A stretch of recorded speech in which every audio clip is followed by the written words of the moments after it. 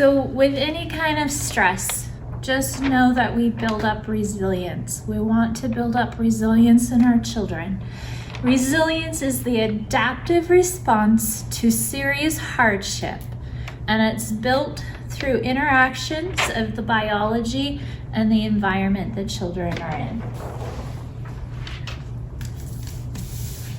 So here is a way to think about resiliency.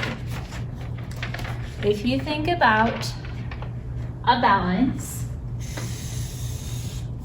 with a fulcrum, and then on one side, you start to have your negative experiences, that's stress, which could be poverty, it can be mental illness,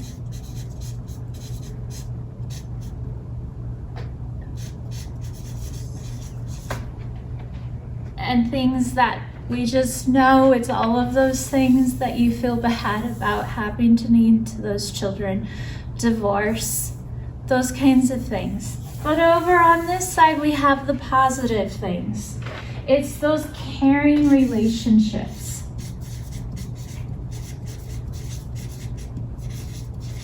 It's a safe environment.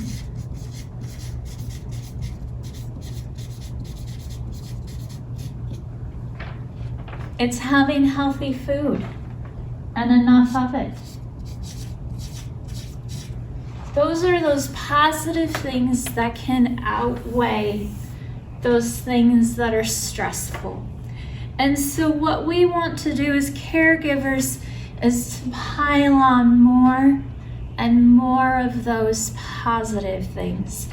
And something that's interesting about this fulcrum is that it can move to one side or the other so that it's not exactly balanced. And how we can move that, we can shift that towards the positive or the negative by teaching children coping skills like managing their stress,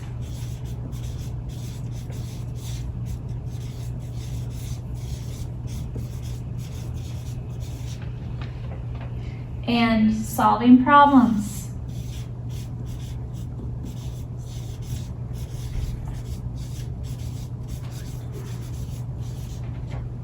And regulating their behavior, their emotions.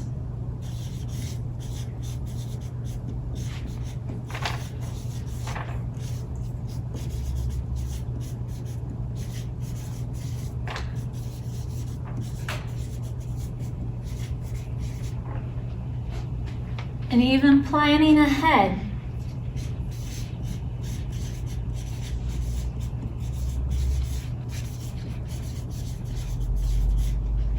By teaching our children these kinds of things, we can help move this fulcrum so that the positives outweigh the negatives and they learn resilience.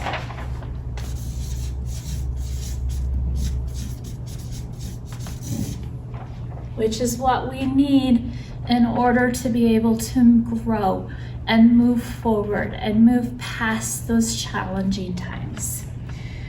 Now, remember that the differences between tolerable stress and toxic stress is the relationships. Well, because we build relationships with children,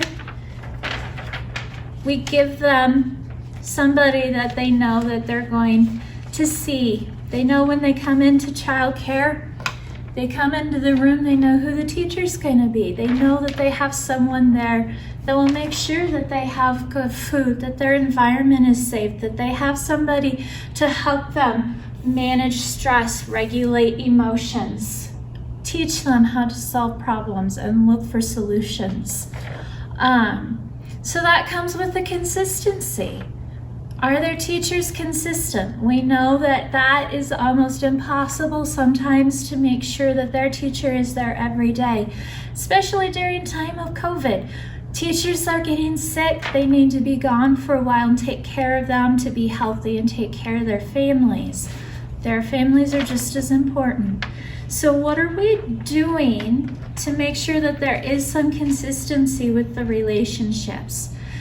Is all the teachers building relationships with the children and the families? We often have siblings because the relationship's not just with one child, it's with all the children and their families. Do you review your daily schedule, your rules, your expectations? You may, if you're having to shift children around for ratios and you have a child that's not normally in your room, it's important to review so that they know what to expect. You're creating that safe environment for them.